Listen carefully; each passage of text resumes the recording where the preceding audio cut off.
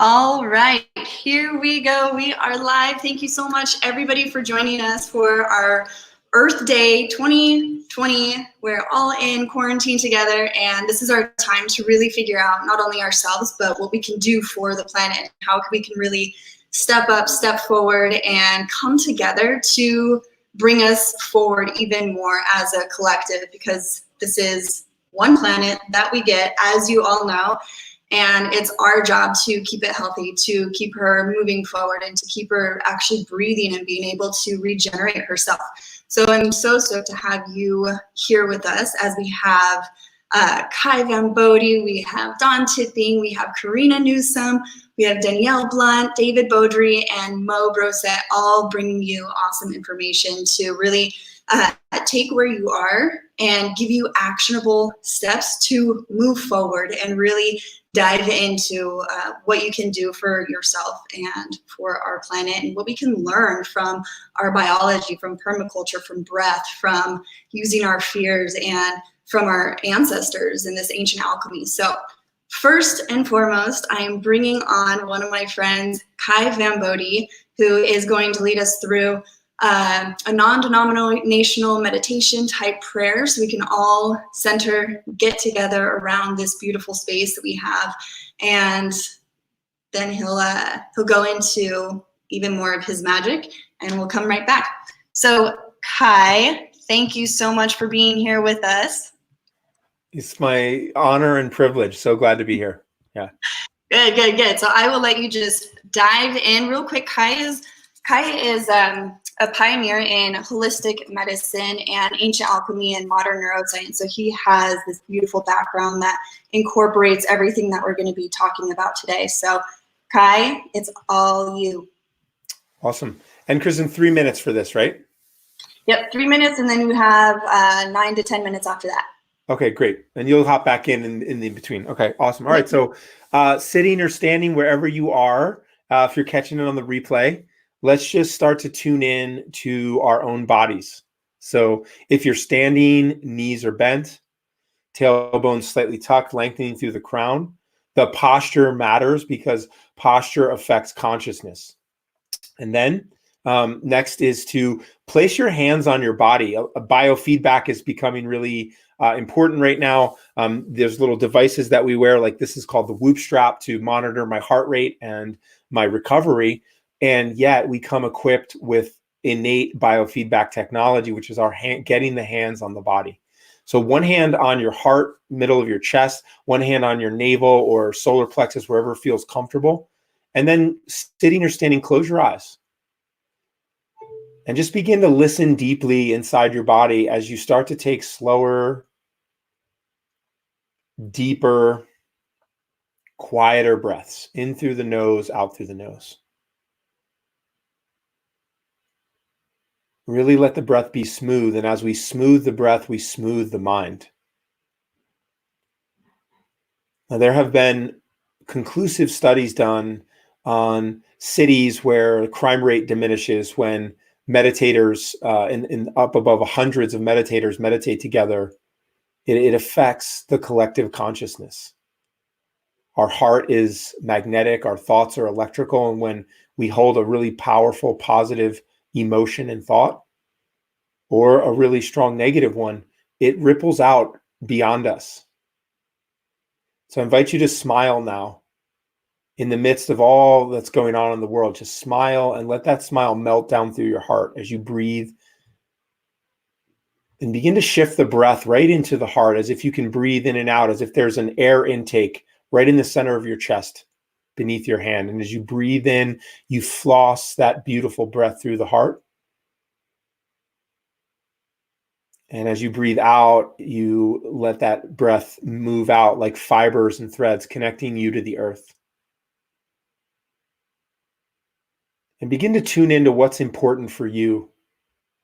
What do you love about this planet, about your life, about the food and the beauty, the people you love, the pets or the animals?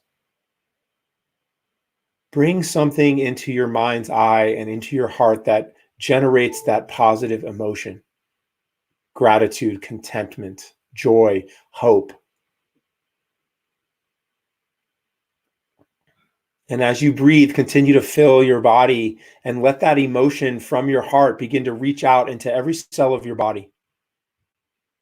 Infuse it into every neurotransmitter in your bloodstream. And feel the earth below you. And begin to send that joy, that contentment, that love, send it down through your feet, through your root into the earth. Letting Gaia, this planet that may be conscious, know that you're grateful for this life, grateful for her beauty and her sustaining us and through the atmosphere and through food.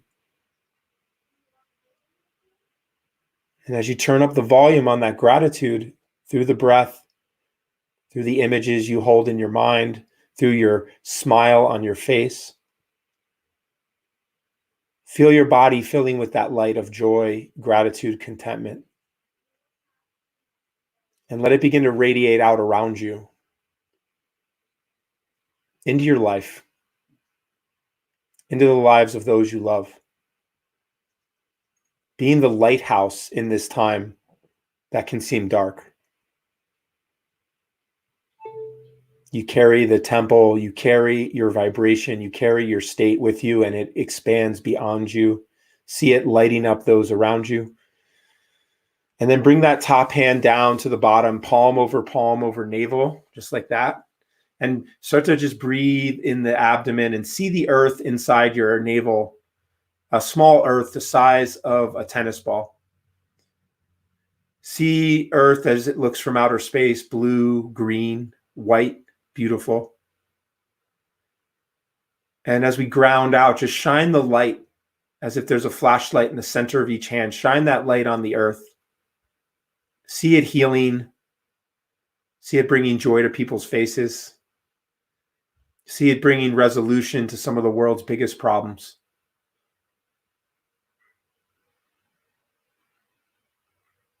And then bring to mind your intention, why you showed up today to participate in this Earth Day experience. What's your why? And then go ahead and just rub your belly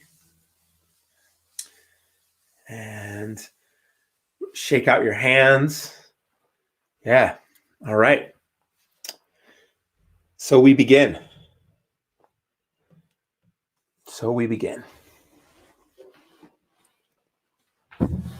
Kirsten, do you want me to go right into the next part, or are you going to pop back on here? Have you disappeared into the meditative state?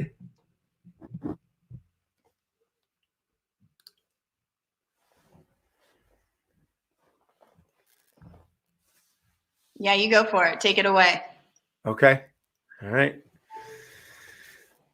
So we're going to just talk a little bit about ancestral healing, right? And there are these, I have such a deep reverence for the tribal indigenous wisdom traditions that are alive on this planet.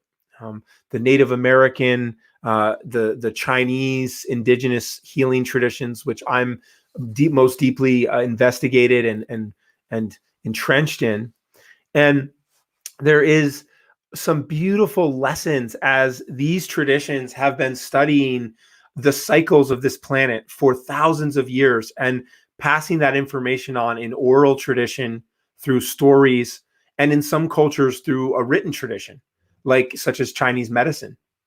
And so we stand at a point in history right now where we're being challenged with something that's unprecedented. You know, everything that's going on right now is testing our immunity. It's testing our humanness and our ability to connect and to find love and connection. And while I've never experienced anything like this in my lifetime, and I think that's true for almost everyone, we are built for this.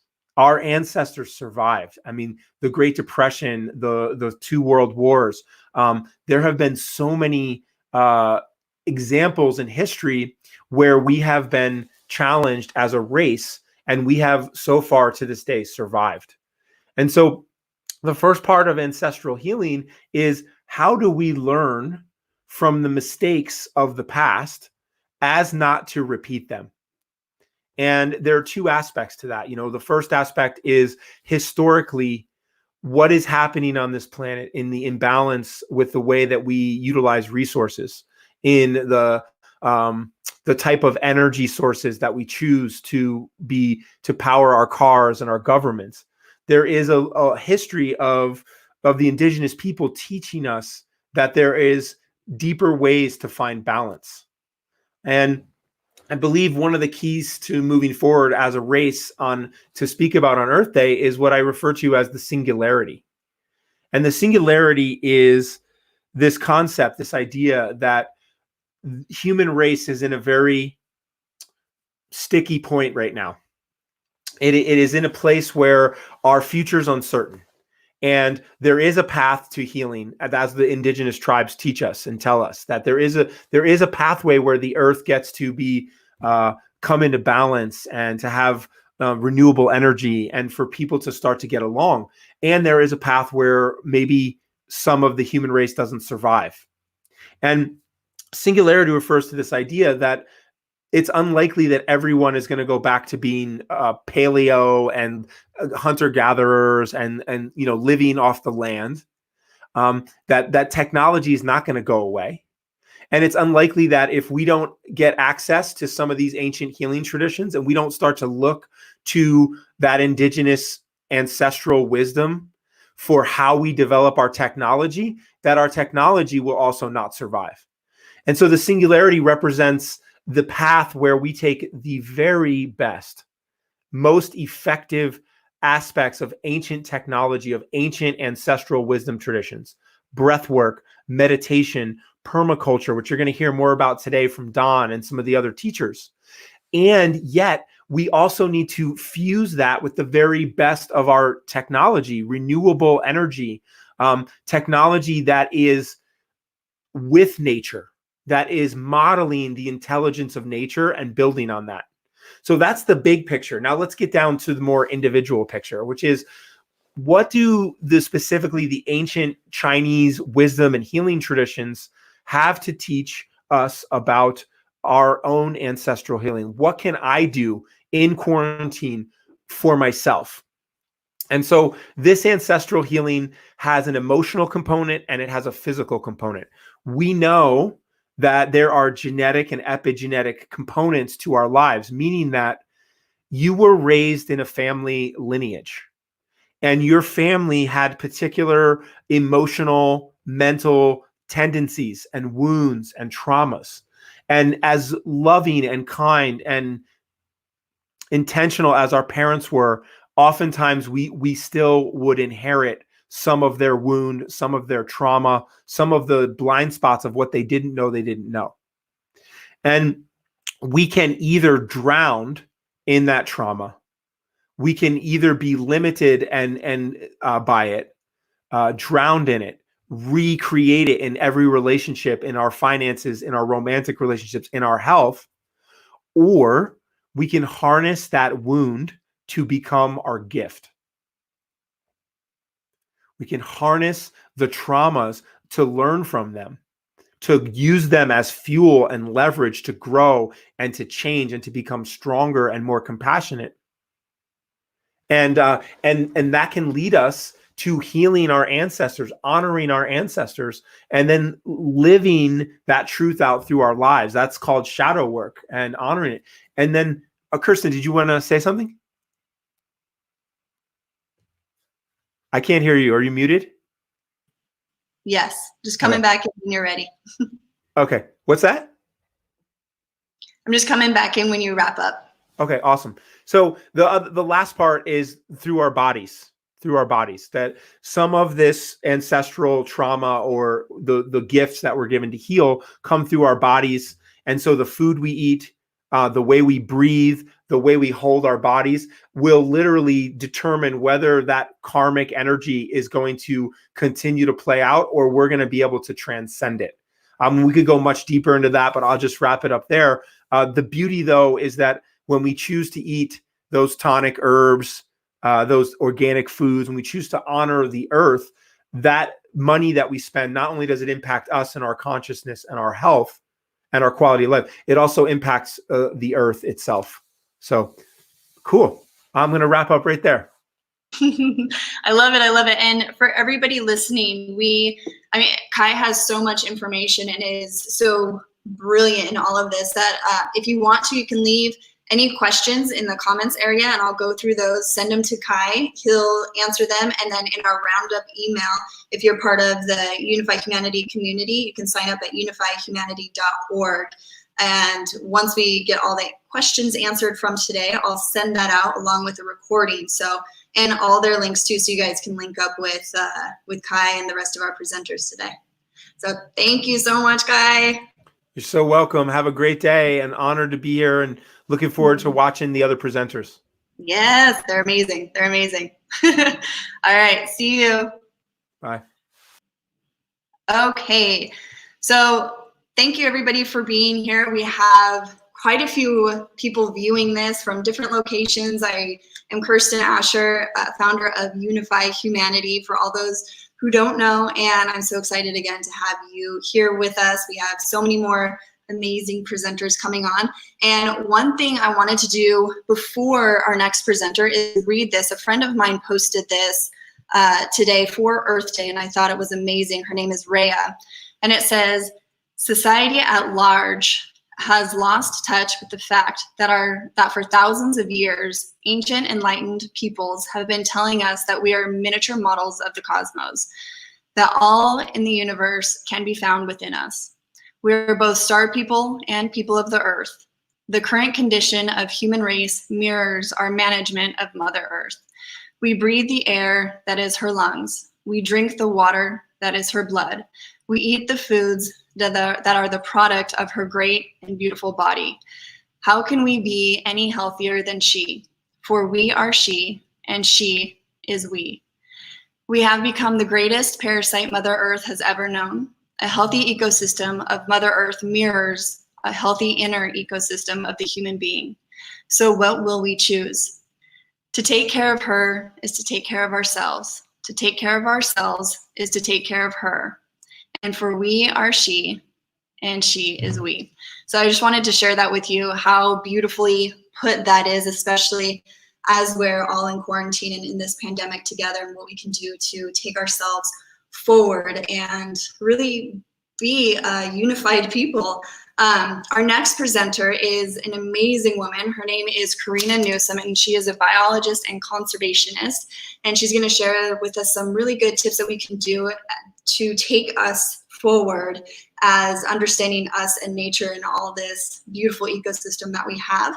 It was pre-recorded because scheduling, so bear with me while I put this on, and we will get going very soon.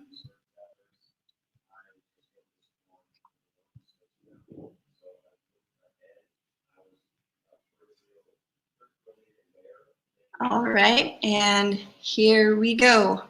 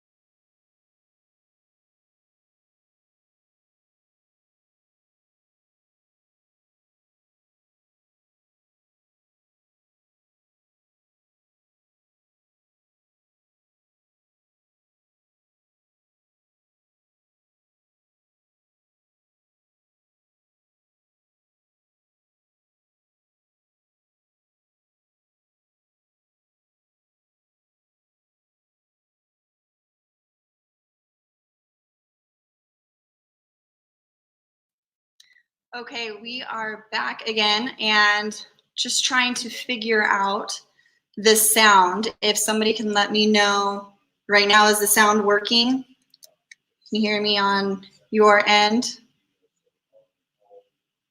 Anybody leave a comment, tell me. Yes, awesome. So sound is working. We're going to try this again with Karina's interview. I'm going to restart it. Thank you everybody for your patience and working with us. This is our first time using this software. So, and we are live, so you know all those things happen.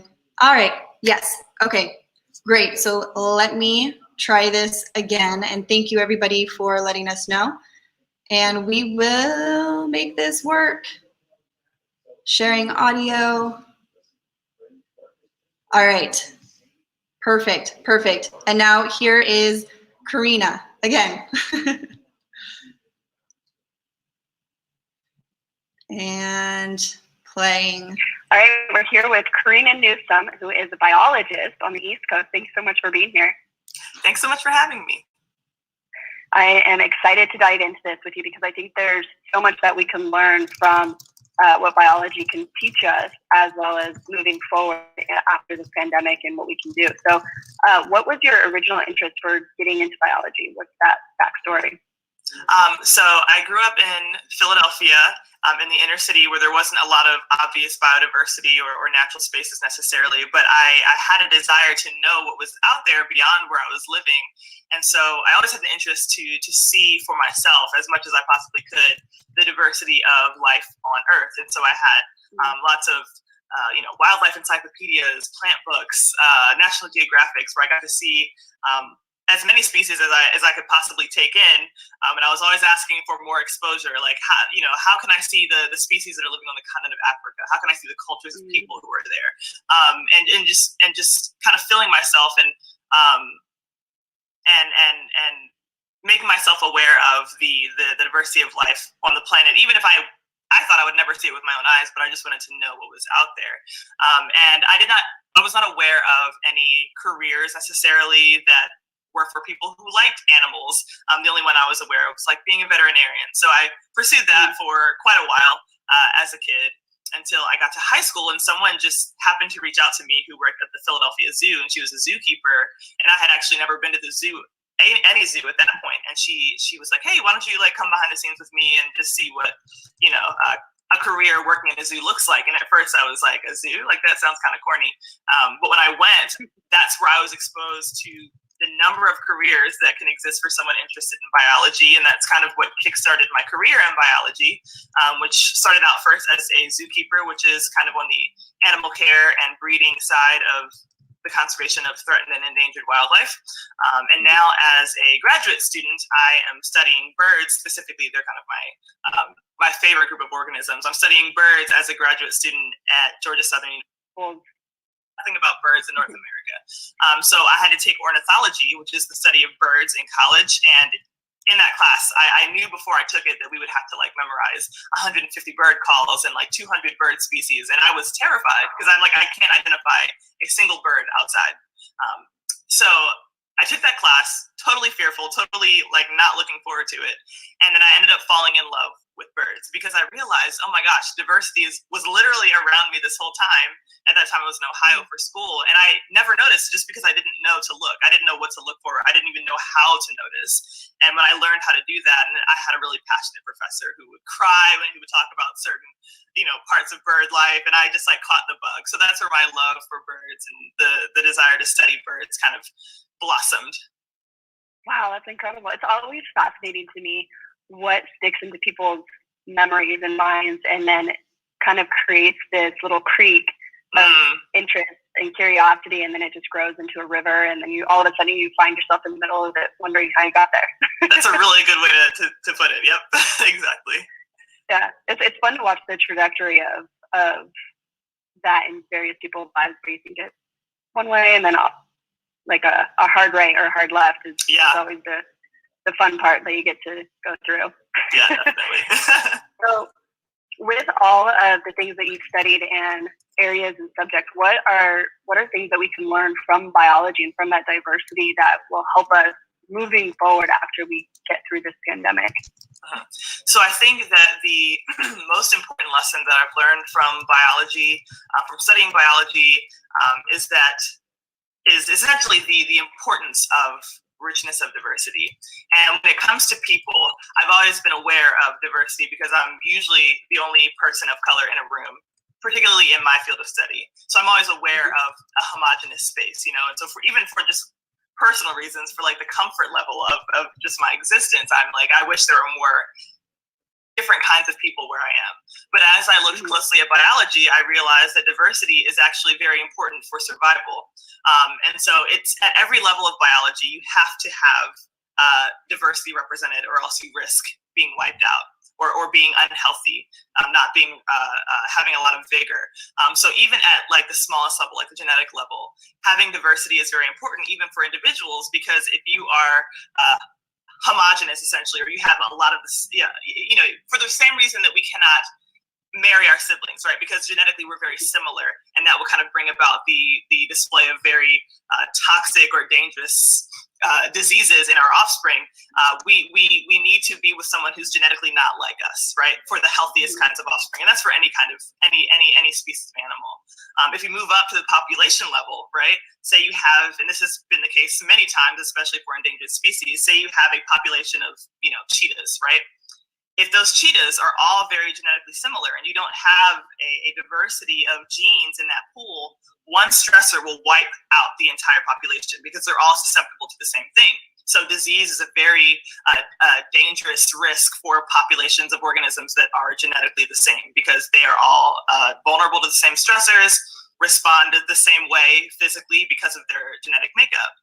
If you move up to the next level in biology and think about ecosystems, so where you have a variety of different kinds of species playing different roles, if you only have one species of animal represented, so for example, in cities we see this a lot, where it's like the only kinds of creatures we see are maybe like the 2 or 3 species that can survive in a city environment, like raccoons, squirrels, and pigeons. When you have an ecosystem that's very homogenous, where you don't have a lot of diversity represented, that ecosystem can be quick to collapse. If you don't have your pollinators, if you don't have your apex predators, if you don't have your decomposers, right? Every role needs to be represented in the ecosystem for it to be resilient. And I think that same philosophy and that same pattern is true of people. And I think in this environment, in this pandemic, it's actually pretty easy to see why it's important to have a diversity of people. And when you have diversity of people, that translates to a diversity of thought and ideas. And I think that's really where the rubber meets the road. And so one of the things that I've kind of been ruminating on ever since I started thinking about it in that way is that diversity isn't just a thing to put on a piece of paper. It's, a lot of people can think about diversity as like, oh, it's mandated by the company, or it's mandated by the organization to look good on paper. No, like, you need it to survive. You actually need it. Right. And even thinking about the danger of a pandemic, like, if we were all genetically the same, this pandemic could be a whole lot worse, right? And so diversity is something that I take with me, and the message that the environment, that biology has to say about diversity is one that I try to share with as many people as possible. I love that. And I think you bring up a great point, because you have the pollinators, you have the apex predators, and without these animals in the ecosystem and creating even more life and creating the pollinating, even just pollinating, and how important the bees are. And if we don't play any role in conservation, how that's going to just decrease what we have in nature, which is going to decrease what we have in our human species, because we can't get to those to help the best crops or the most diverse ecosystem, and it just starts, like you said, collapsing on itself. So what is let's talk about regeneration of our planet, and why that is so important to make sure that our planet can breathe. I mean, I'm sure you've seen the canals in Venice and the Himalayas. You can actually see those, and our planet's able to have those breaths and take those breaths, and we're seeing it all over the place because we're so confined into one space. So how can we take that example of just a couple weeks with no humans going everywhere and flying and driving and creating pollution? What can we do, and why is that so important? Yeah, so I think that when it comes to the personal choices and what an individual does in their day-to-day life, the decisions they make, it's very easy to feel swallowed up in the masses, right? So it's kind of, it feels kind of like, well, my choice as an individual means almost nothing for the scale of the problems that we're facing and the scale of the issues that are happening ecologically and socially, and those things are linked very closely. And so one of the first thing that I want to recommend to people, and I think this, because it's so far reaching, and this isn't necessarily about biology specifically either, but the first thing that I recommend is accountability, to your neighbors, to the space around you. Accountability essentially looks like the choices you make, you're answering to someone about those choices. It's not just all about you. And accountability when you're interacting with people, especially people who have been historically, marginalized by the society we're in. Accountability means that you are not, whether it's at the individual level or at like corporate levels, you are not only answering to the most powerful people in the room. You're not only answering to the most wealthy, to the people who have monopolized the power for a long time. You're accountable to the people who have been oppressed as well. And I think that when we think that way, that allows us to avoid exploitation of people and of space. So being accountable to people, but also being accountable to where you live. So a lot of times when they interact with the world around them, again, there's a feeling of, this kind of, this toxin that I'm pouring down my drain is just me, it's one time, like it's not going to have a big impact. But if no one is accountable to the space they're living in, that results in a massive degradation of our planet, which is what we're seeing, right? So be accountable to where you live, even if it's just a plot of land where your house is or where your apartment is or wherever you are. Accountability to me, to your space, looks like knowing your space, exploring your space. In the same way that in order to be accountable to your neighbors, you have to know them. In order to be accountable to the space you're living in, you have to know it. So go around, explore outside, know the kinds of organisms that you're sharing your space with.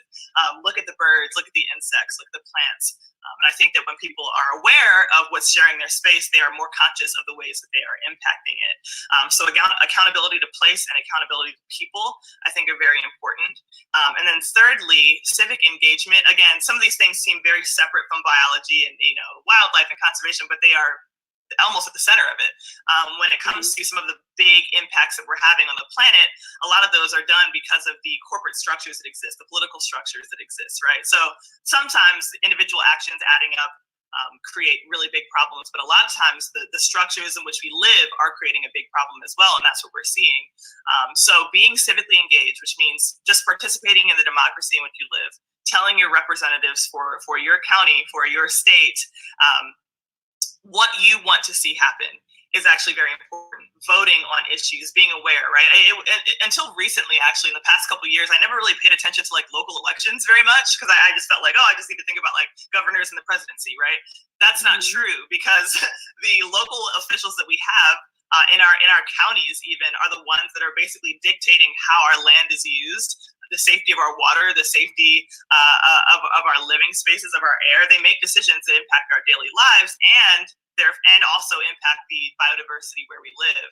And I think that when we choose to be engaged in the processes, in the decision-making processes at small levels all the way up to the largest levels in this country, we are going to be doing ourselves and the planet a huge favor, because we will be speaking against practices, actively speaking against practices, and voting against practices that are causing the degradation of our natural world. And again, having that accountability to people and accountability to place are the things that inform us on how to be civically engaged. Because if you don't know what your space needs, or if you don't know what your neighbor needs, right? You're not going to know what to say to your representative, especially if you're someone who's not from a community that's maybe suffering from the impacts of the degradation of their space. You may not be entirely aware, but if you put yourself in relationship and in community with people around you, especially people not like you, you're going to be aware of the variety of needs and thoughts that are existing in your community and around this planet, and be able to use that information to effectively communicate and request action from your legislators, from your democracy. And so those are kind of the three things: accountability to place, accountability to people, and civic engagement, that I think are some of the most important activities and behaviors that people should begin to engage in to have a more widespread and helpful effect on the ability of our planet and the people on it to be able to breathe. Yeah, I couldn't agree more. I think that's spot on, is that massive awareness that starts in your space and then grows outside of that, and then that engagement, and it's their building blocks that start to build on each other. I love how you expressed it and you put it and place people in civic responsibility. So awesome. Thank you so much. This is great. Yeah, thank you so much for having me. I hope I didn't go in too deep. This is like the topic that is like central to everything that I do and think. So anytime I get to say it, I'm always so grateful. So thank you. Oh, absolutely. We'll have you back on, and we'll have you on the podcast as well, which would be awesome to get into the nitty gritty, because we'll have a little bit more time, and I'd love to bring you back. So thank you so much. Thank you so much. Yes, that'd be great. It's done. All right. Have a good one. Thank you. You too. Thank you. All right. That is Karina. Amazing human being, and just so vibrant and loving and just extremely knowledgeable. I'm so excited you guys got to listen to her. And next we have Dawn Tipping, who is a permaculturist up in Oregon, who knows the earth so incredibly well. We'll talk about ethics, principles, and all the fun stuff. So join me in welcoming Dawn Tipping. Hello, Dawn. Good day. Good morning. Good day. Can you hear me okay? Before we get going, I want to get a crowd yes that you can hear our sound. So we can hear each other. Anybody want to give me a yes that you can hear us? All right, we got it. So Dawn, Thank you so much for being here with me. Yeah, you're welcome. Thanks for asking. Well, I'm really grateful today that the rains have come back. We've had a really dry spring. Really, in talking about culture, we have to consider the basic elements of the earth, air, water, fire, community, and we start there. And one of the ways I like to look at culture, have a civilization or society or all the other things that we take for granted in our life, a home, family, all that. We need air. You can't go along without air. You need water, and you need earth. And really, for civilization, if we view it as like a table or a chair, the fourth leg is seeds. And if you take away any one of those legs, the whole table falls over. So permaculture really began from a place out of the oil shocks in the early 70s. Bill Mollison, at that time in Tasmania, south of Australia, was considering, what's going on with our world. And it's ironic that that's basically 50 years ago when Earth Day began, as that was the seeds of the permaculture movement, which was a response to the industrial extractive economy that most of us have grown up in. So I'll just take a step back, and I live here in Southern Oregon. I've been farming here for about 25 years, full-time for a living, and I have a seed company where we grow open pollinated organic vegetables, flowers, herbs, and a diversity of usable plants. And we work with a network of growers who have similar small family farms with fruit trees and animals and all that kind of thing. And then we offer that out with information, because really, all the ideas in the world are great, but we need tools to put them into action so that we can become the leading embodiment of agriculture principles that I'll go to now. It's really simple. There's three, and they form basically a triangle. Sentence real quick. Yeah. Just the last sentence. It cut out a little bit, and I want to make sure people get this. So we'll start with the permaculture ethics, because I think it's important to consider that permaculture is not a gardening technique. It is actually a design protocol that you can apply to any segment of your life or our society. So it starts with ethics, because I feel like we need a new story. We need that's rooted in ethics that work for all life, irregardless of your religious or cultural orientation. And for this, permaculture ethics, I think you find this in all spiritual traditions, is care of the earth, care of the people, and then redistribute the surplus, fair share. Because we can't have a one-sided situation now here on the earth where the humans are taking far more resources than the whales are, or the worms are, or any of that. And those beings contribute a lot. So from that place, then it gives us something to like bounce back, like a location, like a bat of like, okay, is what I'm doing consistent with these ethics? Whether it's your gardening or you're in a relationship or you're trying to figure out how to manage your business or just keep your house clean, like the cleaning products you use. So from that cascades a whole series of principles, and I won't go through all of them, but a simple one that I like to consider is stacking functions, that each element of a system needs to serve many functions, and then each function should serve many elements. So how that looks for me, just like in the day-to-day, is if I'm going to take my truck to town to, let's say, take a load of recycling or garbage to the dump, I want to come home with a full truck if I'm going to town with a full truck. So that might mean waiting some time before I do that errand, but it's maximizing efficiency. And if we train ourselves in this, it's just like Qigong or yoga or anything. All of a sudden, our movements and our thoughts become efficient. And when I'm going to the dump, I call up some of my neighbors and say, hey, I'm going to the dump. I have a little bit of room in my truck. Do you need anything? And particularly like with this pandemic going on, I've been reaching out to my elders and being like, do you need me to go shopping for you? I'm already going to be in town. So that's a simple one. Another really great one, and this is a bit Zen Koan-like, is the problem is the solution. So, because we're going to have to deal with all of these things. There is no way, there is no chosen one. And permaculture stares directly into the face of the beast and says, we have some cool ideas. We're going to have fun. We'll get through this. We'll get to the other side. We will, honor diversity throughout the systems and try and make the best out of the situation. So, one way we consider this is, there's microorganisms that live in volcanic vents, extremophiles. Like, we're going to find a way to deal with nuclear waste. We're going to find a way. We have to. It's not, there is no way. So permaculture, again, just takes a lot of conventional linear thinking and turns it into pattern understanding. And that's a key element, is to see nature as patterns. Like, we're a hologram of nature. The microorganisms in us are a hologram of the larger biodiversity we see in the ecosystem. So no, we are part of nature. We're not a separate thing. We're not a cancer. We're not a virus. And I think once we begin to participate in nature, we recognize that we are part of that pattern. And it's almost like putting on a pair of magical glasses that helps us to see the patterns in nature and then begin to conduct ourselves appropriately.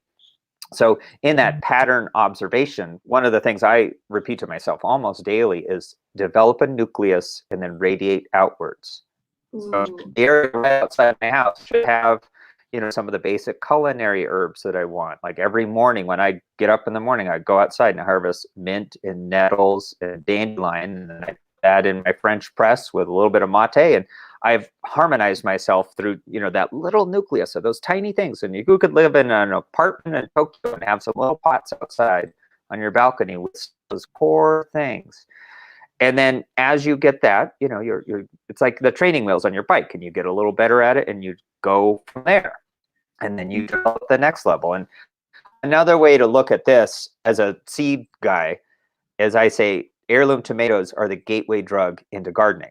Because once you've tried a really ripe quality tomato, you get it at the farmer's market or wherever you get it, you're like, oh, I want more of this, but $5 a pound is not working for my budget. So I'm going to grow a tomato plant of that.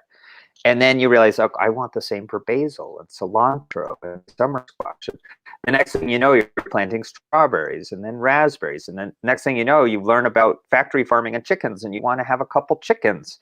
Or get together and take the fences down in between your homes so you have more land to have chickens. And then you're into fruit trees, and then you're into nut trees. And then you're like, hey, we need more land, or we need land reform, because if we take back ethics again, the echolocation back, like, I think about this a lot in my life. Like, I'm so blessed in so many ways, but if other people aren't experiencing that same level of abundance and joy, then what is it for me? I don't want to live in that kind of world. I want to see it where we're all thriving, because I feel like permaculture really is saying we only win if we all win. So now all of a sudden, that is how we rock privilege. That's how we rock abundance, is we figure out how to disseminate it. And that's what nature does. An apple tree makes too many apples, they fall to the ground. The worms eat them, or birds come and peck them, or forward-thinking people pick them and distribute them among their neighborhood. So I feel like right now is a major time to be decentralizing everything in our economy, in our mindset, in our value systems, and bringing it home and then develop a nucleus and radiate outward. And this is, like as Kai said, this is our primary nucleus right here that we're radiating out from, is like a bioelectrical thing, our heart.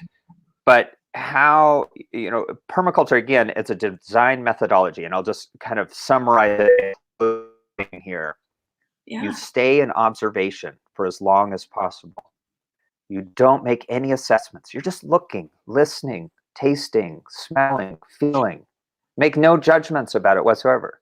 And then once you feel like you've observed your environment, like your front porch or whatever your nucleus is, then you begin to get out your notepad, make some assessments. I see robins.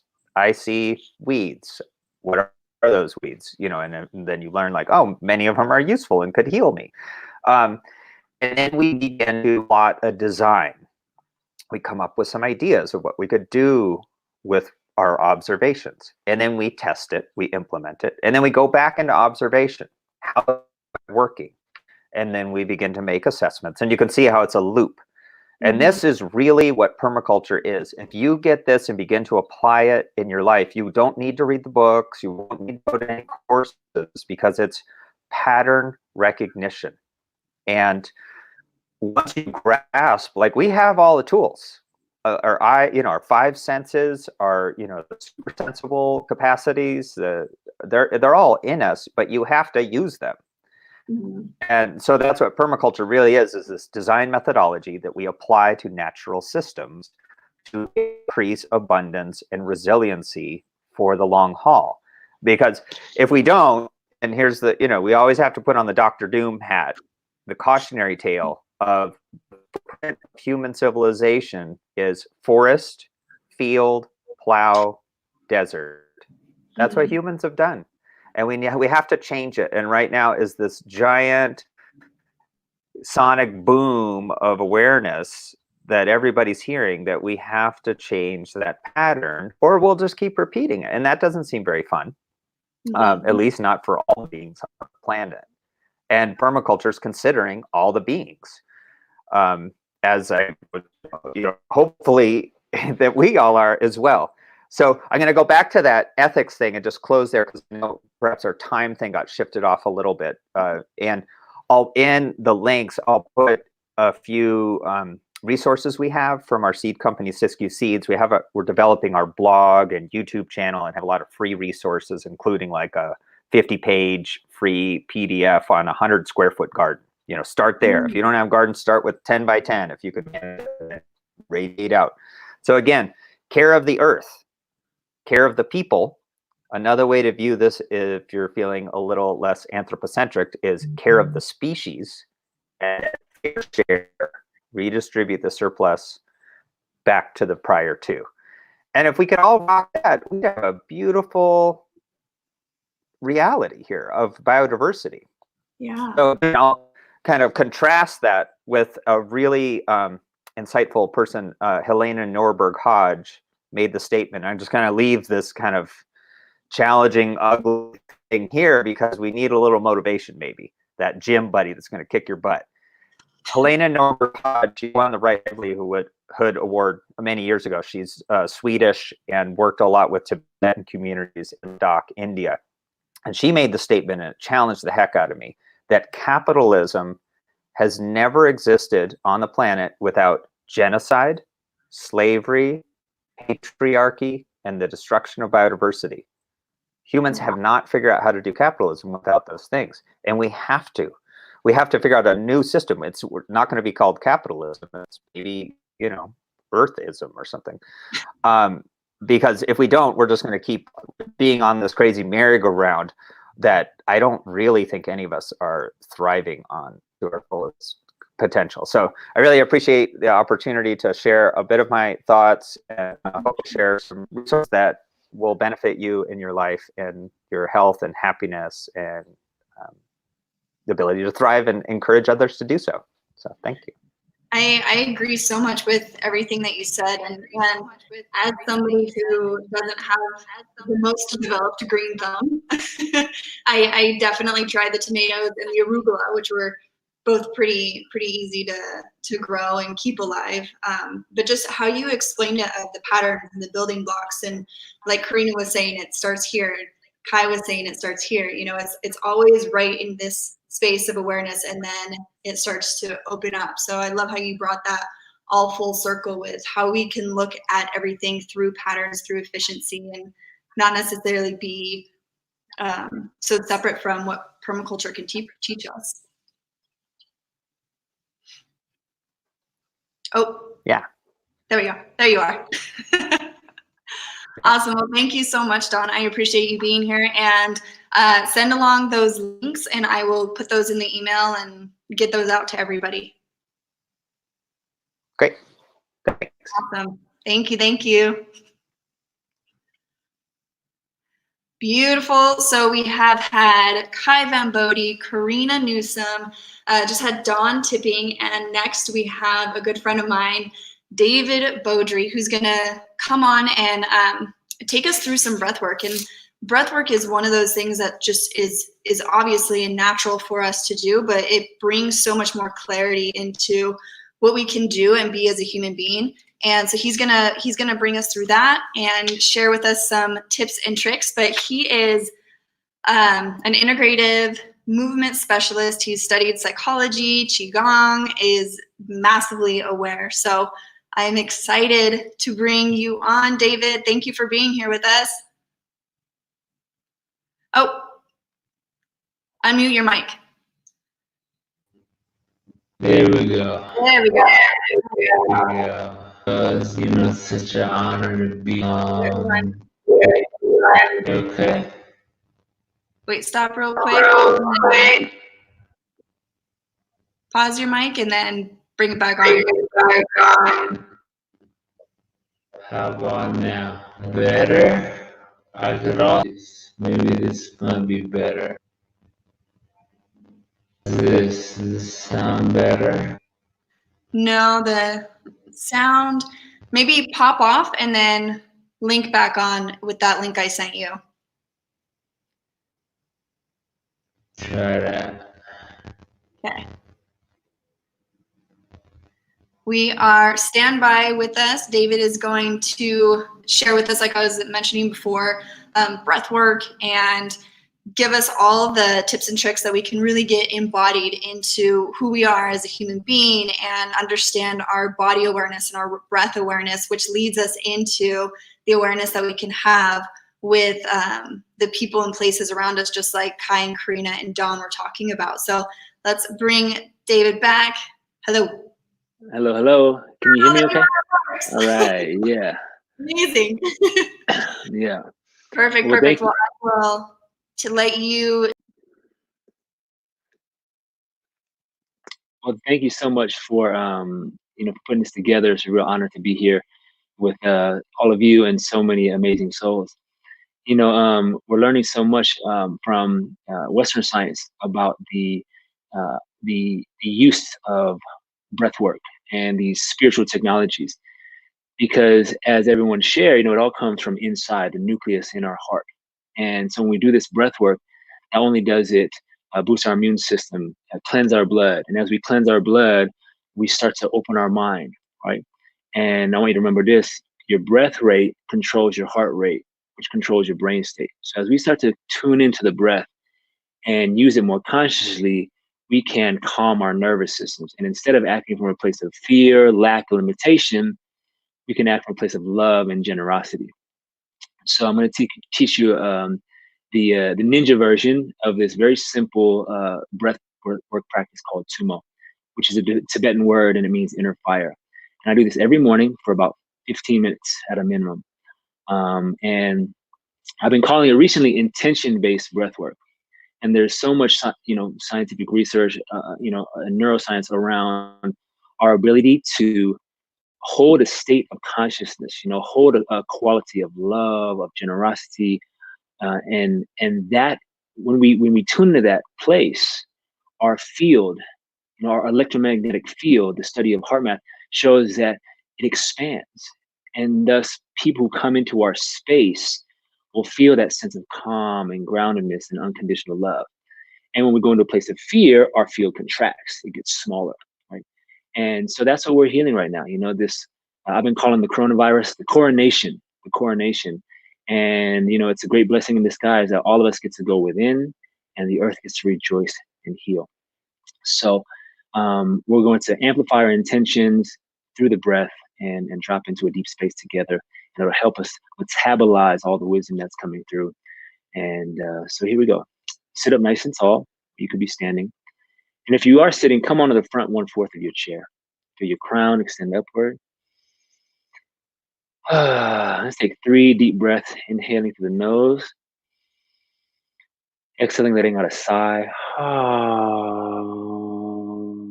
Put one hand on your heart, one on your belly. This ability to self-soothe, right? We're not getting as much touch these days. So hold yourself, embrace yourself like a child. Breathing in.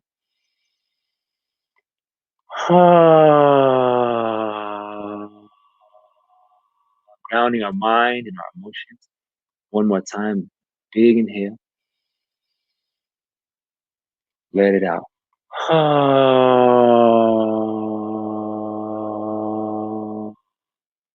The sigh is the ancient sound of the heart. And as we do this practice, really allow yourself to fully feel. We are each a vessel, right? We are a vessel of energy, of creativity, of life force. And begin to tune in to your soul frequency, your soul essence. And this first round of breath work is about remembrance. Remember why you're here. Remember why you're here. Your soul chose to be here, to be a pillar, a beacon, to be a change agent. If you're on this, then you're here to be a change agent. And as we ground in together, we're going to, open up to miracles. Open up to miracles. So the breath technique is very simple. We're going to exhale all of our air through the mouth. We're going to inhale. We're going to do 8 breaths. Okay, 8 breaths. Number of infinity. In through the nose. You're going to gently rock back. Out through the mouth. And you kind of allow the exhale to happen. Focus more energy on that inhale. If you get a little lightheaded, that's okay. Just bring the sound of the breath down a notch. Okay. On the 8th breath, you'll hold it. You'll crystallize that intention, hold it in your heart, and then you'll relax your shoulders, press out your belly, and exhale through pursed lips, slow as you can. Okay, so I'm gonna guide you through it. Trust yourself. It's gonna be awesome. Okay, and you can put your hands on your belly. I like to put one hand on my heart, one hand on my belly, and feel that your central channel is attuned. Your feet are on the ground. Thank you, Mother Earth. Thank you, Mama Gaia. Your heart is open. Send that smile inward. And feel your crown open to source, to the grand central sun, to all of life. On 3, we're going to do 8 breaths. And feel that support fully and completely inside. Everything you need is in you right now. And let's reactivate our soul remembrance, our soul gifts, our skills, talents that we're here to bring to this earth and to our communities. So on 3, we're going to exhale all of our air. 1, 2, 3. Exhale, rocking forward. Breathe in, gently rocking back to the nose. And out. In and out. Breathing in and out. Deeper, connecting to Mother Earth. Number 5, connecting to our hearts. Number 6, clearing our minds. Slow it down. Number 7.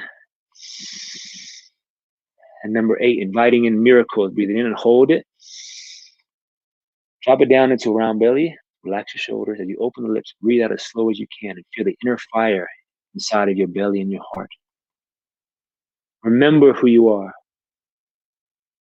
Remember you are here to be a bridge builder between the old world and the new. And feel a deeper trust in your heart and the ability to listen to your heart, to listen to the land, Mother Nature, to listen to our friends and our community. Allowing yourself permission to show up fully, with ease, with grace.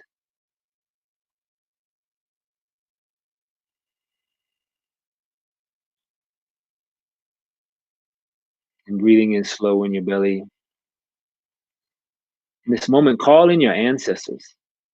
Call in that wisdom and that remembrance in your bones, in your DNA. And feel behind you, to your left and to your right, your great-great-grandparents. And see and feel, it's like you're in a grove of trees, of ancient trees.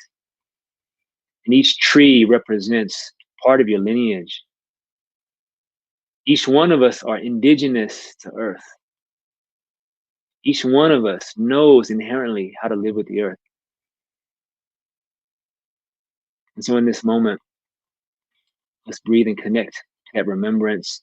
And what does that look like now? How do we connect to the land? How do we connect to local farmers, the indigenous communities? Because without them, we won't make it. So breathe into that remembrance in your heart, thanking all the ancestors, all the elders, all the indigenous people, all the farmers. Let's create a new world together in harmony with Mother Earth. On 3, feel that support. 1, 2, 3, exhale. Breathing in big. Now, with all your body, cleansing our blood, purifying our hearts.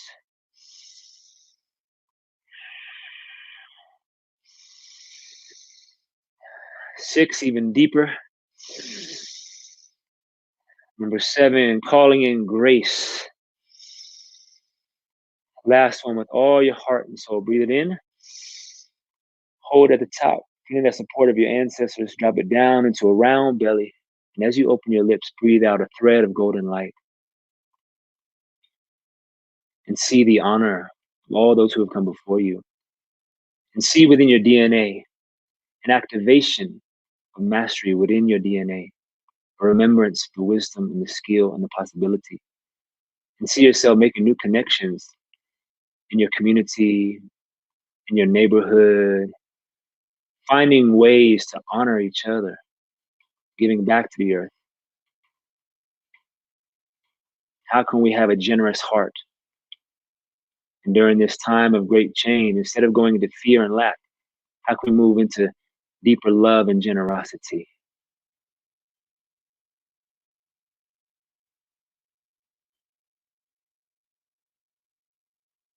Now be still. Feel the warmth in your body, the tingling.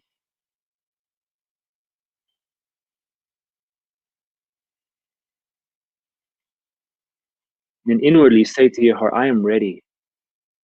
I am ready. I was born for this. I trust in my heart. We're going to do one more round. And begin in this moment to have the vision of this new earth, this new structure of society, where we're in balance. What does that look like? What does that feel like? We're growing organic food together, drinking fresh water, teaching our children these ways, remembering how to honor our ancestors. What does that look like and feel like? Seeing old shopping malls turn into indoor farms, right? How can we see this new vision of reality? And feel that it's here right now. It's right here under your heart. It exists. And we're pulling it from the ethers, from the collective heart. And I thank you for your presence here today. So tune in the gratitude that it's here. It's here. It's in our hearts. And God, divine, open the way for us to take clear action, to follow through. And make a commitment today to begin to plan your commitment today, how you're going to show up. What do you want to learn? How can you be of greater support? So on 3, opening that new vision of society and culture in harmony with Mother Earth. So be it, so it is. Here we go. 1, 2, with an inner smile. 3, exhale. Breathe it big. Now, opening the possibilities. New life.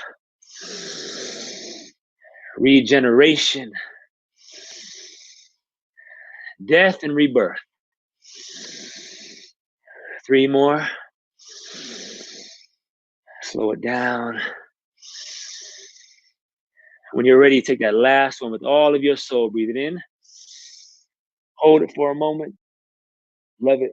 Drop it down into your belly. As you 2 more exhale, feel you are a pillar of light. Deep in the earth, high into the sky. You see this dome of light going around the earth.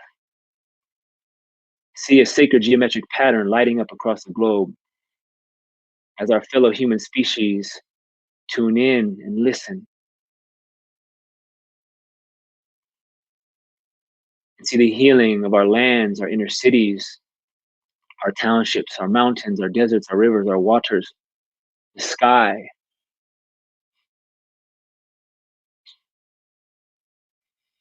Seeing us teaching our children in a good way. Teaching our children how to be in harmony with Mother Nature. You feel Mother Earth rejoicing right now. The animals are rejoicing. The plants are rejoicing. As we take the much needed pause from our capitalist culture.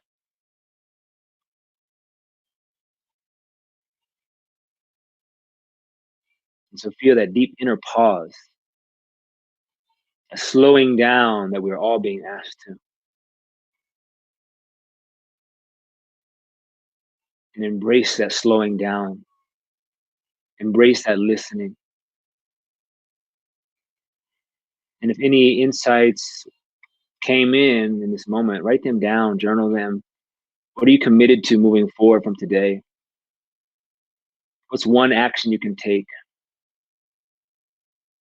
And then make it happen. And then massage your heart, massage your belly.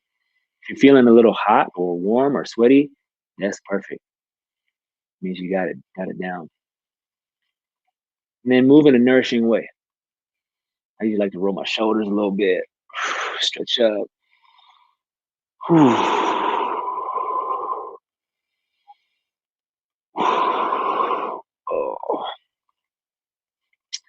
And if you feel called to, put in the chat box, what are you committed to? What do you want to do today? And maybe today is just making a plan, you know? And then tomorrow you're like, all right, I made my plan. I'm taking my truck and I'm getting some damn seeds, you know, or whatever the case may be. So it's such an honor and a pleasure to be with all of you. Thanks, Kirsten, for inviting me in here today. Yeah. Thank you so much. That was amazing. And diving deep into that after everything that we've heard and really being able to bring it into our bodies and our breath. And so amazing. Thank you so much for that. I appreciate it. And we'll have all of your stuff in the email. And if anybody has any questions, please leave them in the chat box and we'll get those answered by each one of the speakers. Just put their name next to your question so I know who to ask. We'll send that in the roundup recap email. Thank you, David, so much. Yeah, you're welcome. All right. So I want to real quick take a moment. Since this is live and, you know, things just happen, I forgot to put Dawn Tipping's links up. So that is at Dawn Tipping is his Instagram. And then his website is siskiyouseeds.com. And I'll have those in the wrap-up email that we'll send to our unifyhumanity.org community. And if you're not on the list yet, join us. We'll be doing more live events, podcast events. When we can get into person, we'll do in-person events and just supporting people being the solution in moving forward and taking us all into this next space and next part of our life. So without further ado, I have my other half we're happening to wear the same shirt just because it's be the solution. This is never going to happen again, wearing the same thing ever. But this is Mo Brosset. He's an expert in human behavior and mindset, and he's going to talk to us about fear and how we can use fear, take it, and move it forward into our lives as a positive, especially learning all the things that we learned today. So without further ado, let me put your links up. Do you have them? Do you know? Perfect. Yeah, we had a conversation this morning about the shirts and really wanted to wear this one. So anyway, I'm happy to be here. And as Kirsten said, look, you guys are learning some amazing things today. You're hearing from some amazing presenters. And we often have these thoughts, these feelings, these emotions on the day, and we're all excited and we're ready to go. And then the next day happens and it's still there a little bit. And then the next day it starts to wane off a little bit. And we think, wait, what can I do? I'm just this one person. But just that one person can have a profound impact if you want it to. But what holds us back is the mindset of fear. And what we need to understand, and what I teach people and coach people on, is it's not about being fearless. It's the exact opposite. I want you to be afraid, because it is in your fear-filled state that you can learn to focus, and then you can learn how to make impactful changes for you, your household, your community, and for the planet around us, right? And so you think about some of the greatest leaders. You think about Martin Luther King. Martin Luther King feared what was going on in his community. He didn't like what was happening. He used his fear to focus. He used his fear to start a revolution and a change in human history.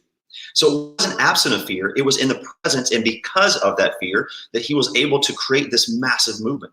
And that's how a lot of people have started movements like that and created change. So what I've done and what I teach people, and what I want to share with you guys today, is how to use the anxiety, the stress, the worry, the fear, and the concern as your greatest weapon and tool. So what I've done is I've broken fear down into the acronym FEAR. So when you feel afraid, a lot of times what happens is we're afraid of failure. We're afraid, we think that, oh, what if I try this and it doesn't succeed? What if people think I'm silly? What if it might be embarrassing? We're creating all these things, and we're creating this mindset of seeing the fear and to keep us in this little space.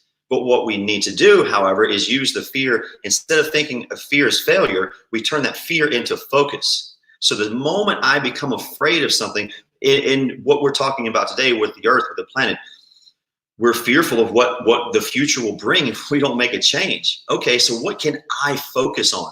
How can I take my fear and put that into focus on, number one, doing what I can around my home, whether it's buying sustainable, reusable bags to get my produce in, whether it's consuming less technology, whether it's consuming less food.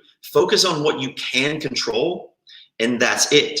And then you focus on the next thing, and then the next thing, right? So use your fear when you feel afraid, go into it, and don't expect it to be comfortable at first.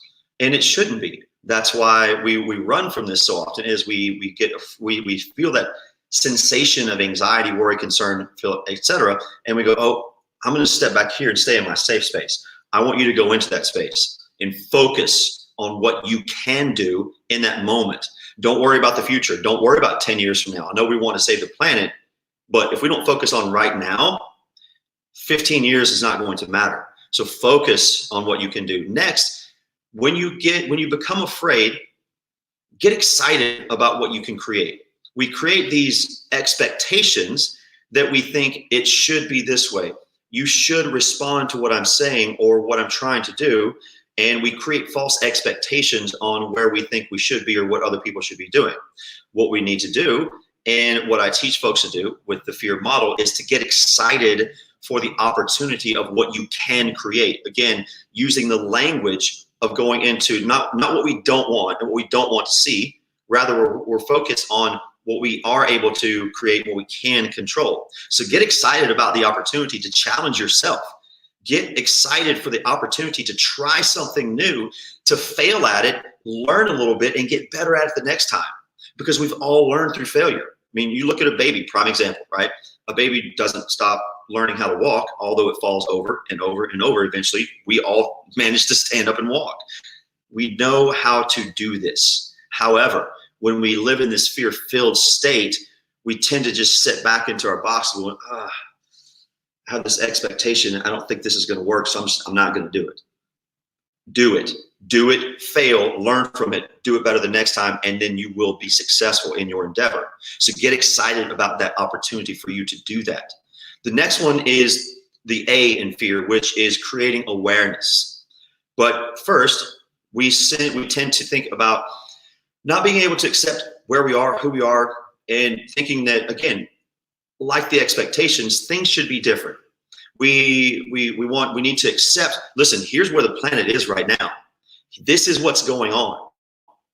I'm aware of what I can do to control it, what I can do to change in my home and my surroundings. I'm aware of my thoughts, of my actions, of my reactions, and I'm going to change those things within me first before I expect anything from other people. So when you have these thoughts, when you have the feelings of fear, of anxiety, of worry, of uncertainty, first step is don't try to change it. Just be aware of those feelings and investigate it a little bit. Why am I feeling this way? Is there a reason behind this? Is this actually a plausible reason for me to be concerned right now? Or is it something that I'm maybe getting triggered from that happened in the past that is now presenting itself in the present moment? So become aware of your thoughts, become aware of your actions, and really become aware of the impact that you, the one person, can have on the sum of the whole of all of us, right? It can be massive, you know? So become aware of your surroundings and what you can control. And the last one is the R, is the resolve and the readiness, right? So what we do when we focus on what it is that we're afraid of, when we get excited about that thing, when we become aware of our thoughts, our emotions, our feelings, and our outcomes, we create the resolve for the issue at hand, right? And it creates readiness to create that resolve as well. So in our effort to impact the world, to change the world, this world of ours that as we have been forced to be still, our world is healing. I mean, how awesome is it that skies are blue, that waters are clear, the ozone is cleaning itself up, right? So I want you to assess that with yourself. In where's your mind go right now? Does your mind go into that fear-filled state of, well, I don't know what's going to happen in the next 6 months. I don't know, when we're going to be able to go back to work, fill in the blank, all the things, all the negatives that we tend to fill our heads with.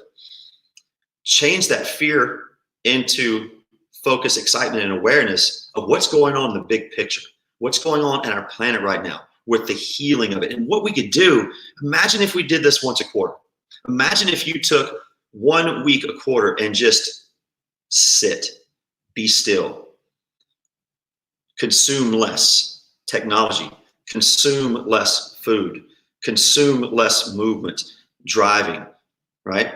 Use that fear of thinking that we have to be constantly going and moving and doing and creating and being productive to focusing on being still, right? So when we think about fear from that mind, from that standpoint, we want to go into that state. I want you to be afraid, and you should be, right? We should all be a bit concerned about what's going on right now. However, don't think that you don't have the ability to make a massive impact, because it takes one human being with an unwavering desire to make a change. So if you want to make a change, you have to be the change as well. And you've heard that, right? That's a famous Gandhi quote, and it is so true. It's like what Baudry was saying earlier around the mindset and thinking and what happens with your breath and your thought. It's the same thing with us. What we perceive, we believe. And what we believe, it becomes our reality. So if you feel fearful, if you feel anxious, and if you feel this mindset of we can't make it happen, then that's what's going to come out in your language, in your body language, in your words. So change those thoughts to positivity, change those thoughts to creation, change those thoughts to what you can control, all right? When you have the moments of doubt, because we all do, it's words of affirmation. I don't want this to happen. I can't believe these things are happening right now. Believe it and focus on, again, what you're able to change, all right? Because when working with fear, I want you to get comfortable with being uncomfortable. Because when you can go into that state and you can have conversations with other people that maybe don't see eye to eye with you as far as conservation, as far as healing the planet, as far as anything that has to do with self and with planet. The fear in us tends to make us want to react when people don't see eye to eye with us. Don't expect the response. Your job is to simply communicate in an authentic way with confidence, with patience, and with grace, and then see how it is received, right? And I guarantee you, and I've learned this lesson, if you can have conversations with people in that state of being, with simply just wanting to inform them and letting them take it for what it is and saying, hey, I'm going to take this thing that Mo said and I'm going to run with this. I'm not sure about this one yet, but I'm going to take this one and run with it. So when you speak to people, your friends, your family, people you run into, have that mindset. Don't go into it with that fierce mind state that if you don't listen to me right now and believe everything I'm fully saying, then this isn't going to work, right? Give the information. Do what you can do and focus on that mindset, okay? So again, just to close this thing out, be afraid. I want you to think about like what Bodri was saying earlier. Journal about this. What are you afraid of today? What are you afraid of tomorrow? And when you write down what your fears are, write down what you can control about that. The first thing you can control is your thought and your language in your mind, right? Then you can control the words that come out of your mouth. Then by that, you can control your reactions and your actions, right? And as you do this, the more you do it, the easier it gets. So when you're met with adversity, when you're met with challenge, when you're met with anxiety, stress, and fear, you go, okay, I know how to handle this. And you handle it in a second, okay? And the more you do that, the better you become at it and the better impact you will have on the world around you, right? So that is what I wanted to share with you guys today about fear. Awesome. Thank you. I appreciate it. Okay, great. We are coming into our last speaker sharer of today, the whole Earth Day event that Unify Humanity is putting on. And she is incredible, an incredible human being who saw that there was an opportunity to bring sustainable resources and sustainable living to the masses rather than trying to find it in these different places and spaces. She wanted to bring them all together. Her name is Danielle Blunt, and she is the CEO of Eco Warrior, and she's in Australia, in Adelaide. So we had to do a pre-recording. So the recording and the video might be a little off because it was evening here in Dallas is where we are at. So bear with us and just listen. She has a lot of great information, and thank you, Mo, for bringing that full circle with what we can do and how we can use what we have and allow that to take us further into our next steps. So without further ado, I'm going to bring on the recording with Danielle. And like everyone was also generous last time with, please let me know if you cannot hear it, because I want to make sure you get audio. All right, thank you so much. Here she is. All right, Danielle, thank you so much for joining us. We have the CEO of Eco Warrior with us in Australia, so it's Sunday morning there. The evening here in Dallas on Saturday. Making it work, right? So yeah. Thank you for joining us. And this whole Earth Day is about regeneration and what we can do in those action steps that we can take outside of the pandemic once everything goes into this new direction that we're going to be taking. So a lot of people have different definitions for certain words, and so sustainability is one of those words that I feel a lot of people have their own definition of. So I wanted to know, what specifically is your definition of sustainability? Yeah, absolutely. I totally agree with you on that. I think for me, it's just about doing anything that you can to reduce waste that an individual is putting out there into the world. So whether that's recycling better or using less resources such as plastic or even anything, just reusing things or recycling or just not using things at all. So like, do you really need to use a straw all the time? Probably not. So it's just about rethinking like the way that we normally do things, which I think we definitely have been over the last month or so in the world. Yeah, I agree with you. I think a lot of people are getting their lives obviously shaken a little bit, but really understanding what they need and what they can do without. And if they really need that, going back into the world after the pandemic. There's so many different viewpoints on sustainability. You know, some people say, well, if I use one plastic bag, it's just one person, or if I use a straw, or what is it, styrofoam? Oh my gosh, I see styrofoam and I want to start screaming.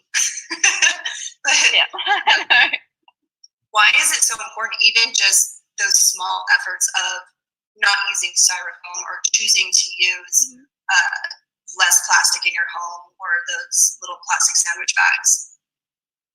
Yeah, absolutely. I think that when you start to make small changes, and if everyone can start making these small changes, over time, everyone will start making even more changes. And if we can all do this collectively, it is going to make a really big impact, rather than everyone just not even thinking about the waste that they're producing and consuming and throwing away culture and things like this. If we start to make these little steps, we feel more reinforced that we can actually do this and we can make changes, and then we can go from there. So it's more of the leading by example. Do you really? I think so. Yeah. And as well, you kind of feel good when you made a change and you can actually know when you're reusing something, like, I'm stopping something from being produced right now or making more trash. So I think once you start that journey, it's kind of like a feel good thing and you want to keep doing more.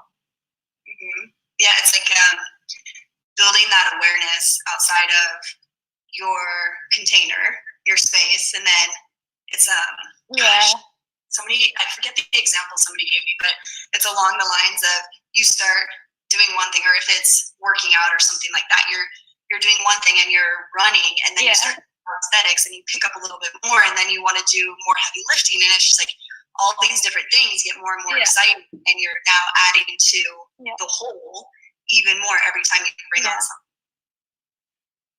Absolutely. I guess it's just a bit of positive reinforcement as well, and I don't know, get that, I don't know, this good feeling that you just want to keep doing more. I agree. It is a good feeling. It's contagious. Yeah. And so there's some people out there who feel discouraged because there is the island trash out in the middle of the ocean, and you know, what could we do that even helps that? Or there's so much trash here, or there's so much pollution in different parts of the world, and it's a little discouraging for some people. So what would you say to them? Yeah, I think that I feel this as well, and I would say there's two parts to this. There's actually a thing now about eco-anxiety, and people can get anxiety about how much pollution and trash there is, and things like this. But then there's another side of things where there's that eco-perfectionism, and I know that I really struggle with perfectionism in different aspects of my life, but it's like if you can't do everything right, you just do nothing and you get stuck. So I feel like for the perfectionism side, it's just something you have to overcome, and, you know, understand that just start small and don't try to do everything at once, because then it's just way too hard and overwhelming.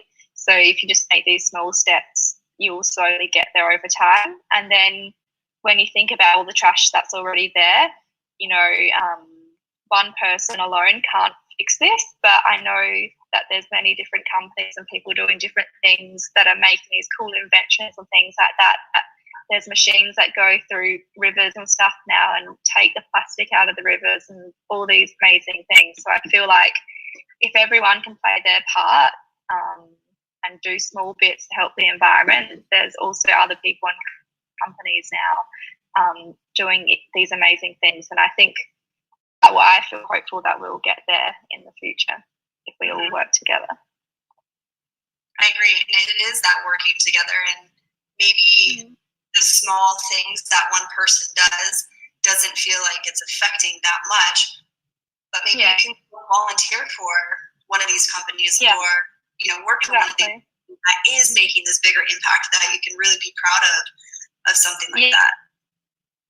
And even like crowdfunding and things like that, I know there's a lot of cool initiatives going around where they're implementing new ways to do things that help reduce waste and things like this. It's a really exciting space. So I feel like instead of feeling anxious and worried and overwhelmed about these things, I think it's a really interesting time to create change, and I think it's actually exciting. It's extremely exciting, especially now that, I mean, this whole pandemic is definitely difficult for so many people in all these different ways, but coming outside of this and really letting go of the old ways of doing something and ways of thinking, and then stepping into this new place of, okay, cool, how am I going to make a change or be part of the solution or support a sustainable venture even. Exactly. I think it's all given us the time to step back and think about what's going on. And, you know, when you just are in your daily life and you just going, running, you don't really get to take a step back and think about all these things that often. So I feel like everyone's had some good time to reflect and make some changes at home that hopefully will keep continuing on as we get back to our normal lives after all this ends. Exactly. It will. it's coming. And so now, Eco Warrior, that is a company that is a base for multiple different brands to be able to sell their goods that are recycled or are sustainable. Can you talk about that a little bit? Yeah. So I started only 2 years ago when I first heard about the movement Plastic Free July. And yes, I want to get involved with this. I want to do it. I want to give it a go. And I just found it so overwhelming and hard to find solutions to plastic in my home, so where I could stop using plastic. So then I'm obsessed with researching and finding cool new ways to do things. Everyone will know that about me.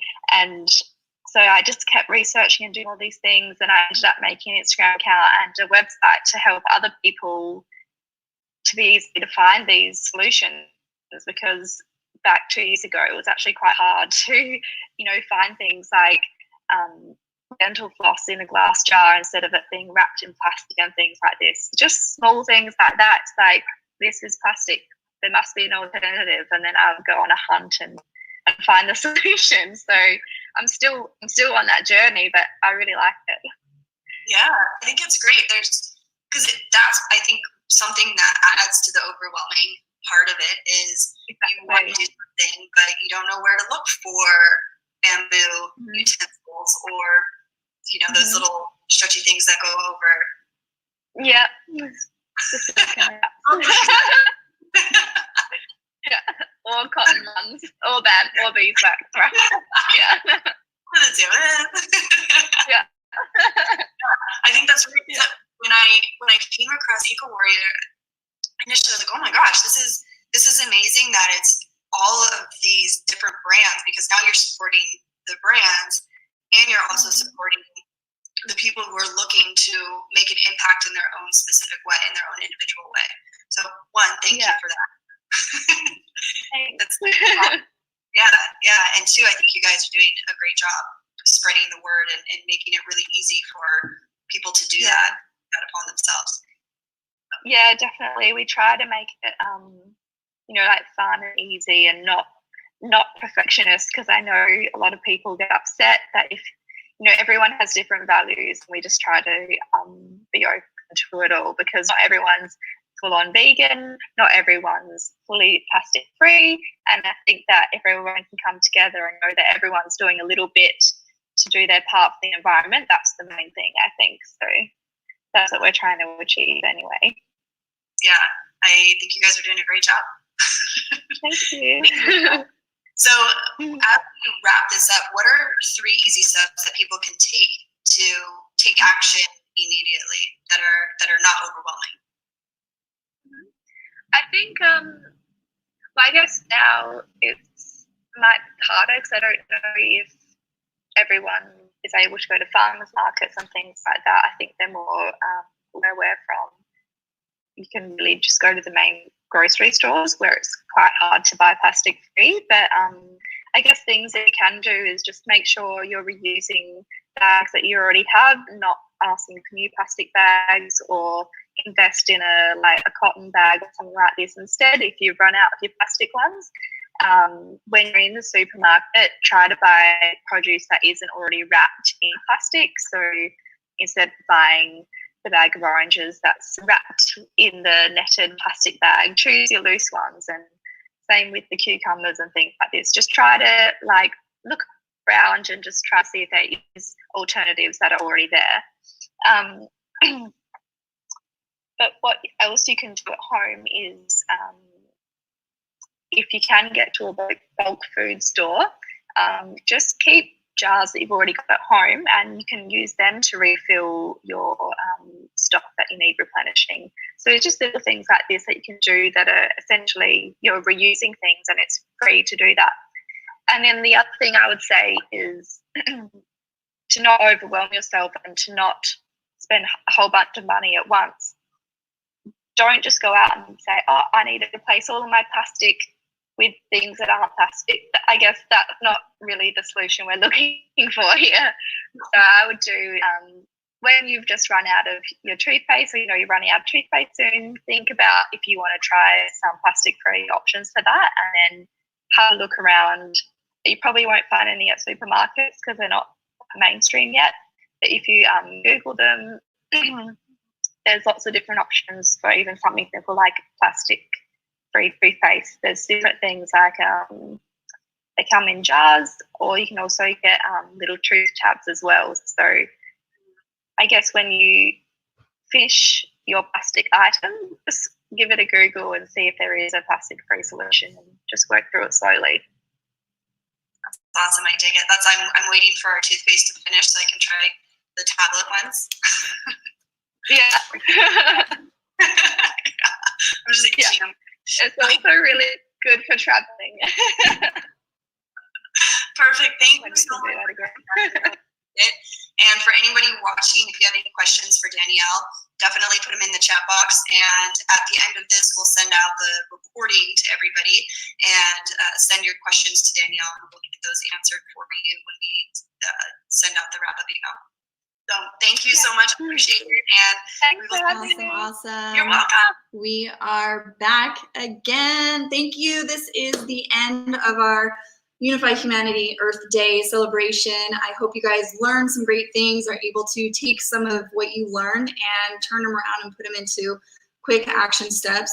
And that's the whole thing about what we have right now and what we are being given is that time to, like Mo was saying, come to a quiet space and take that time. We have the clear air, we have the clear water, the ozone is healing itself, and really take this time to figure out what you can do. If you can only take maybe 2 or 3 things that you learned from today and apply them, that's 2 more than you had yesterday, and that just adds on, like Dawn was saying, just stacking the blocks, and Karina said that as well. So take what you can, apply what you can, turn it into action. That's what this all is. We're all part of the solution. We get to be part of the solution. Thank you so much for joining us. Make sure if you caught this on a different stream that you sign up at unifyhumanity.org, and we'll be having our podcast going live, more live streamed events, and also in-person live events that will be happening as we move forward. So thank you so much for supporting this. We all need to come together and be here for each other, give love, give compassion, and just keep our earth healthy, keep giving back. And thank you. I'm going to leave you with a really amazing spoken word. One of my friends, Dallas, he put together this spoken word and performed it live a little while ago and was generous enough to send me the link so we can share it with all of you. So I will leave you with Dallas and his spoken word. Again, if you want more information, you can come to unifyhumanity.org. Thank you so much to Eco Warrior and unify.org for having us and being our friends and sharing this space with us, because together we can be the change and make the difference. So thank you to our friends. Thank you to the presenters. I appreciate all of you. And again, we'll send a wrap-up email with the replay. And then if you have any questions, put them in the comments area and I will get those answered and sent back out to you via that replay email. So have a beautiful day, and I will leave you with Dallas in 3, 2, 1.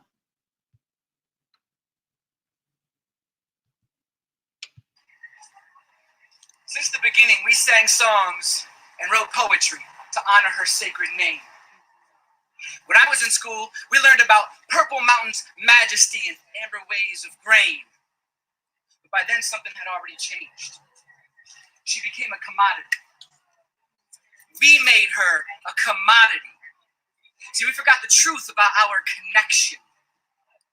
Somewhere along the way, somebody discovered electricity and thought they had created energy. But now we're realizing that everything is energy and everything connects to everything endlessly. This may sound harsh, but I believe that it is ignorance that travels from the bustle of the city to the serenity of the forest and says we're in nature. Because awareness stands everywhere and says, I am nature. Amen. Show me the separation, the same foundation of 4 elements that animate all life: oxygen, nitrogen, carbon, hydrogen. Animate you and I, as well as the very organism that sustains it all. I am. The redwoods and the sequoias that we stand in awe of. We are that tall, that strong, with roots that stretch back for thousands of years. The great bodies of water that we have swam and sailed ships on to discover new lands. We are that vast, we are that deep, and that complex, with entire oceans flowing through each one of us. I mean, we're mostly water. Yes. We are the lion and its pride, marching, stalking prey, or resting in shade on dry, arid plain. We are that wild and that free to roam. We are the butterfly flapping its wings, shifting weather patterns in China, and we are the resulting hurricane causing people to run for shelter or evacuate the city. We are the worker bee doing what is known as the round dance to communicate to the rest of the hive where food can be found, and we are the hive. But what we are not is grateful. And rarely are we humble, because we destroy our beautiful mother's flesh for our skyscraper dreams and our roadways filled with busy without so much as a fucking thank you. We run around disconnected from her spirit, and yet the heart of Mother Earth resides in the chest cavities of every single one of us, pounding to one unified rhythm. 7.83, her frequency.